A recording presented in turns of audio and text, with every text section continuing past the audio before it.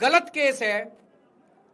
ये मैं नहीं कह रहा, ये भाषा है। आप कोर्ट का ऑर्डर पढ़िए। ये ऑर्डर जो है ये ऐतिहासिक ऑर्डर है। कोर्ट ने कहा है कि इतना फर्जी केस है, इतना फर्जी केस है, एक भी सबूत नहीं है, एक भी गवाह नहीं है कि इसमें मुकदमा भी नहीं चलाया जा सकता। छोड़ दिया आपने, पुलिस छोड़ दिया आपने, इनकम टैक्स छोड़ दिया हमारे पीछे, आपने जेल भेज दिया हमारे 5 सबसे बड़े नेताओं को। आम आदमी पर एक समय ऐसा था जब आम आदमी पार्टी के सबसे टॉप के 5 नेता जेल में थे एक साथ। उसके बाद भी केजरीवाल का कुछ नहीं बिगाड़ सके। अब तो एक ही तरीका बचा है मोदी जी केजरीवाल से निपटने का। केजरीवाल का कत्ल करवाना पड़ेगा, केजरीवाल की हत्या करवानी पड़ेगी। दिल्ली के लोगों से जाके पूछो। आज मैं चैलेंज करता हूं मोदी जी को। मोदी जी, हिम्मत है दिल्ली में दोबारा चुनाव करा के दिखा दो, 10 से ज्यादा तुम्हारी सीट आ जाए, मैं राजनीति छोड़ दूंगा। शराब घोटाला,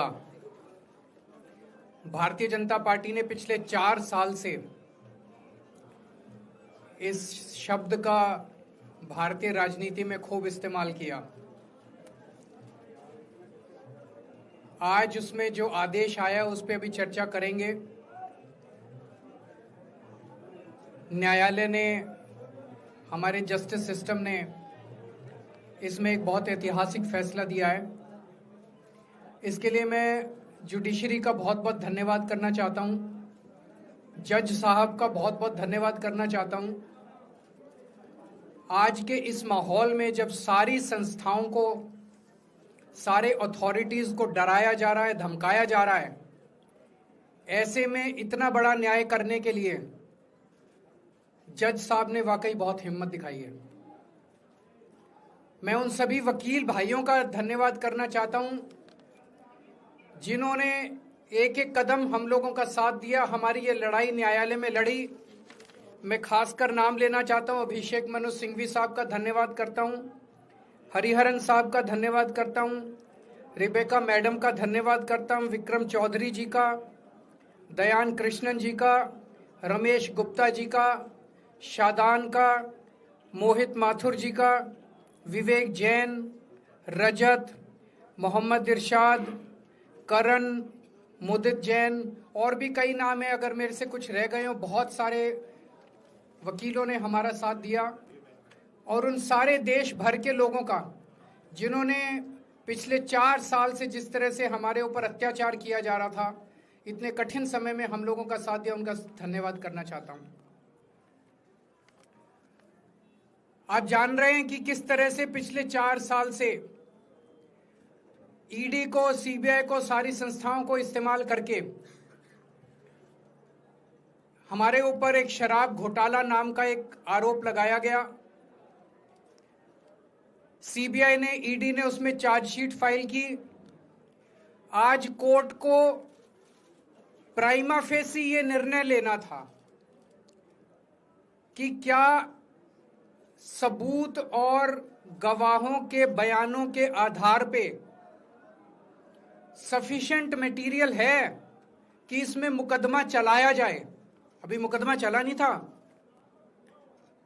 कोर्ट को यह निर्णय लेना था कि क्या मुकदमा चलाने लायक सफिशिएंट मटेरियल है, और कोर्ट ने लगभग 600 पेज के आदेश में सारे सबूतों और सारे गवाहों को मद्देनजर रखते हुए ये कहा है कि इतना भी सबूत नहीं है, इतने भी गवाहों के बयान नहीं है, एक निक्का सा भी सबूत नहीं है कि इसमें मुकदमा तक चलाया जा सके।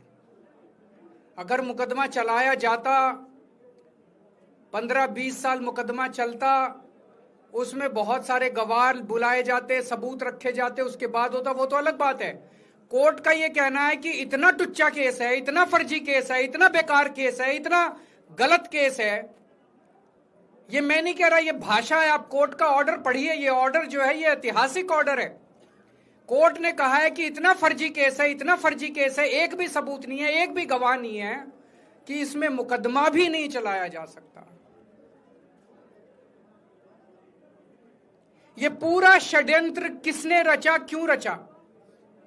ये पूरा षड्यंत्र 2 लोगों ने मिलकर रचा, नरेंद्र मोदी जी और अमित शाह जी। और आज उन दोनों को पूरे देश से माफी मांगनी चाहिए। उन दोनों ने मिलकर षड्यंत्र रचा कि आम आदमी पार्टी को खत्म किया जाए, आम आदमी पार्टी को बर्बाद किया जाए। और उस षड्यंत्र के तहत आजाद भारत का सबसे बड़ा और सबसे घिनौना षड्यंत्र रचा उन लोगों ने। वो देख रहे थे कि दिल्ली में वो हमें नहीं हरा सकते, वो देख रहे थे कि दिल्ली की जनता हमारे कामों से बहुत खुश है, वो देख रहे थे दिल्ली में कामों की राजनीति के आधार पर वो कहीं खड़े नहीं होते, तो उन्होंने एक षड्यंत्र रचा। जनता जानती है कि केजरीवाल ईमानदार, उन्होंने कहा केजरीवाल की ईमानदारी पे चोट करो। जनता जानती है कि आम आदमी पार्टी ईमानदारी, उन्होंने कहा आम आदमी पार्टी की ईमानदारी पे चोट करो। उन्होंने आम आदमी पार्टी को खत्म करने के लिए षड्यंत्र रचा और बोले केजरीवाल बेईमान है, केजरीवाल बेईमान है, केजरीवाल बेईमान है, केजरीवाल ने शराब घोटाला किया, केजरीवाल पैसे खा गया, केजरीवाल ने 100 करोड़ रुपए खा लिए। मैंने जिंदगी में केवल ईमानदारी कमाई है, मैंने जिंदगी में केवल इज्जत कमाई है, एक नया पैसा नहीं कमाया मैंने अपनी जिंदगी में। इन लोगों की तरह नहीं हूं मैं। मैंने जिंदगी में एक नया पैसा नहीं कमाया, केवल ईमानदारी कमाई है। और ये उस ईमानदारी के ऊपर चोट करना चाहते थे, उसके लिए इन्होंने षड्यंत्र रचा था। आज कोर्ट के ऑर्डर के बाद ये साबित हो गया देश के सामने, केजरीवाल कट्टर ईमानदार है, मनीष सिसोदिया कट्टर ईमानदार है, संजय सिंह कट्टर ईमानदार है, दुर्गेश कट्टर ईमानदार है, आम आदमी पार्टी कट्टर ईमानदारी है। हम नहीं कह रही है, कोर्ट ने सारे देश के सामने बोला है। कई लोग ये कहते हैं जेल से आने के बाद केजरीवाल चुप क्यों हो गया, केजरीवाल गायब हो गया, केजरीवाल कहां गया। मैं कोई नेता नहीं हूं, मैं कोई पॉलिटिशियन नहीं हूं। पॉलिटिशियन को फर्क नहीं पड़ता, उनको 4 गाली दे दो, मोटी चमड़ी होती है उनकी। मैंने जिंदगी में केवल ईमानदारी कमाई है। मेरे को जब कोई बेईमान बोलता है मुझे फर्क पड़ता है, मेरे को जब जेल भेजा जाता है, मेरे परिवार के ऊपर ताने मारे जाते हैं, मेरे को फर्क पड़ता है। केजरीवाल को फर्क पड़ता है। इसलिए मैंने तय किया था कि जब सारे देश के सामने मैं निर्दोष साबित हो जाऊंगा तब तक मैं चुप रहूंगा। आज मेरे दिल से बहुत बड़ा बोझ उतर गया। मैं मोदी जी को कहना चाहता हूं, मोदी जी आपने हमारे ऊपर इतने केस कर लिए, आपने ईडी छोड़ दी, आपने सीबीआई छोड़ दी, आपने पुलिस छोड़ दी, आपने इनकम टैक्स छोड़ दिया हमारे पीछे, आपने जेल भेज दिया हमारे 5 सबसे बड़े नेताओं को। आम आदमी एक समय ऐसा था जब आम आदमी पार्टी के सबसे टॉप के 5 नेता जेल में थे एक साथ। उसके बाद भी केजरीवाल का कुछ नहीं बिगाड़ सके। अब तो एक ही तरीका बचा है मोदी जी केजरीवाल से निपटने का, केजरीवाल का कत्ल करवाना पड़ेगा, केजरीवाल की हत्या करवानी पड़ेगी। उसके अलावा अब केजरीवाल आपसे संभलने वाला नहीं है। अब आपके बस का नहीं है केजरीवाल, आपने सब कुछ करके देख लिया, अब केजरीवाल का कत्ल ही करवाना पड़ेगा। और एक तरीका है, मैं पहले भी बोल चुका, लेकिन वो मोदी जी के बस का नहीं है। मैंने 500 स्कूल बनवाए दिल्ली में, आप 5000 स्कूल बनाओ। मैंने दिल्ली की सड़कें अच्छी करी, आप पूरे देश की सड़कें ठीक कर दो, देखो केजरीवाल को कोई पूछेगा ही नहीं। केजरीवाल ने 200 मोहल्ला क्लिनिक बनाए, आप 20,000 मोहल्ला क्लिनिक बनाओ। आप तो देश के प्रधानमंत्री हो, अरे अच्छे काम करो ना। वो नहीं होता मोदी जी से, वो मोदी जी से नहीं होता। मैं उनको कहना चाहता हूं, प्रधानमंत्री जी, केवल सत्ता की जो प्रधानमंत्री मोदी जी की और अमित शाह जी की सत्ता की हवस है, ये उसका नतीजा है जो ये षड्यंत्र रचा गया। और इस षड्यंत्र का मैं बहुत छोटा हूं, हमारे परिवार ने बहुत भुगत भोगी है। मैं जेल गया, मेरी मां बीमार रहती है बहुत ज्यादा, उसको अस्पताल में एडमिट कराना पड़ा, बहुत रोई मेरी मां, बहुत रोई। इनकी पत्नी मनीष सिसोदिया जी की पत्नी, उनको मल्टीपल स्क्लेरोसिस डिजीज है, सब लोग जानते हैं। जब सुप्रीम कोर्ट में केस चल रहा था, संजीव खन्ना जी ने कहा कि बहुत गंदी बीमारी है, उनके नीचे का पूरा पोर्शन काम नहीं करता और धीरे धीरे बीमारी बढ़ती जा रही है।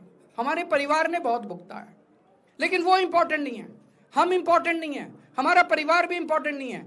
लेकिन मोदी जी और अमित शाह जी के षड्यंत्र का खामियाजा जो दिल्ली भुगत रही है, दिल्ली के 3 करोड़ लोग भुगत रहे हैं, उसकी भरपाई कौन करेगा? आज दिल्ली में कहीं चले जाओ, सारी सड़कें टूटी पड़ी हैं, अस्पतालों में दवाइयां मिलनी बंद हो गई हैं, मोहल्ला क्लिनिक बंद किए जा रहे हैं, स्कूलों का बुरा हाल हो रहा है। पूरे दिल्ली में पोल्यूशन इतना ज्यादा कभी दिल्ली की जनता ने नहीं देखा था। यमुना का बहुत बुरा हाल हो गया है। एक चीज बता जो तो दिल्ली में इन्होंने ठीक करी हो।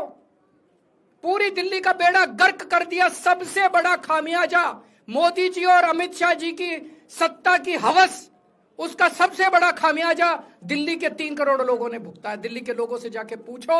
आज मैं चैलेंज करता हूं मोदी जी को, मोदी जी हिम्मत है दिल्ली में दोबारा चुनाव करा के दिखा दो, 10 से ज्यादा तुम्हारी सीट आ जाए मैं राजनीति छोड़ दूंगा। तुम्हारी 10 से ज्यादा सीट आ जाए मैं राजनीति छोड़ दूंगा। दिल्ली की जनता त्रस्त हो चुकी है तुम लोगों से।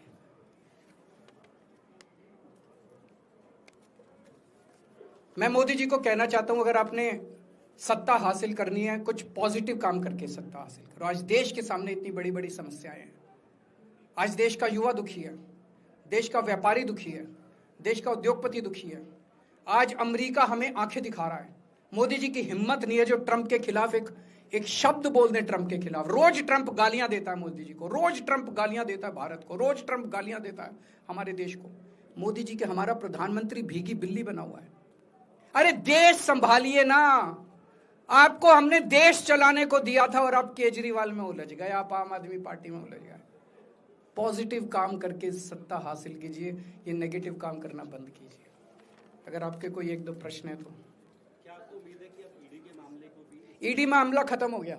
सीबीआई के मामले के बेस पे ईडी था, वो अब फॉर्मेलिटी बची है। हम अगले हफ्ते एप्लीकेशन डालेंगे, ईडी का मामला खत्म हो जाएगा। कांग्रेस कह रही है कि ये बीजेपी ने जो है कांग्रेस को नुकसान पहुंचाने के लिए आपको जो है राहत दिलवा दी है। मैं आपसे पूछना चाहता हूं, केजरीवाल जेल गया, रॉबर्ट वाड्रा जेल गया, संजय सिंह जेल गया, क्या राहुल गांधी जेल गया, मनीष सिसोदिया जेल गया, सोनिया गांधी जी जेल गई? किस मुंह से बात करते हैं? शर्म नहीं आती कांग्रेसियों को? ले जाए, ले जाए, वो तो ले जाए, उनका हक है। सुप्रीम कोर्ट भी जाएंगे, हाई कोर्ट भी जाएंगे। जैसे निचली कोर्ट में न्याय हुआ ऐसे ऊपरी कोर्ट में भी न्याय हुआ। जब कोई सबूत है ही नहीं, जब कोई गवाह है ही नहीं, तो ऊपर के कोर्ट में भी कहां से लाएंगे सबूत, कहां से लाएंगे गवाह?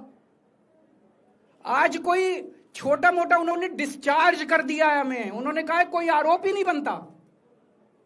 इसके अलावा जो इन्वेस्टिगेटिंग ऑफिसर है, इन्वेस्टिगेटिंग ऑफिसर सीबीआई के ऊपर उन्होंने, कोर्ट ने टिप्पणी की है कि सीबीआई अपने दोषी अधिकारियों के खिलाफ डिसिप्लिनरी एक्शन, कभी ऐसा ऑर्डर देखा है? इसका मतलब कितना फर्जी मुकदमा था कि सीबीआई के अफसरों के खिलाफ डिसिप्लिनरी एक्शन लिया जाएगा। आप कुछ कहना चाहते हैं? Sir, BJP